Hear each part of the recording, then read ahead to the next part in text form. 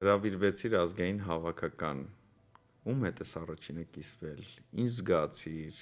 ինչ էմոցիաներ էին քեզ մոտ։ Շատ ուրախացանք, հետո արդեն պատասխանատվության զգացում, որ Հայաստանի հավաքականն ես ներկայացնում ազգային։ Ինչ էիր մտածում նախորդ գիշերը, երբ որ հաջորդ օրը պետք է գնայիր արդեն հավաքականին միանայիր։ Մտավախություններ, տենց բաներ կար։ Ասեմ, որ շատ լավ ընդունեցին բոլորն էլ, մեր ազգի ներկայացուցիչներն են, հասկանում եք իրար, ընկերասեր, ամեն ինչ շատ լավ էր։ Բոլորի մոտ էլ այդպիսի մտքեր առաջանում, առաջի մուտք դա մի քիչ կաշկանդվում ես, նորմալ է, բայց շատ լավ ընդունեցին։ Բոլոր ֆուտբոլիստների հետ էլ ծանոթ ենք։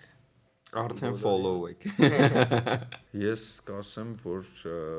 լիարժեք ստացվեց, որովհետև երբ ես խաղը նայում եմ, ասում եմ,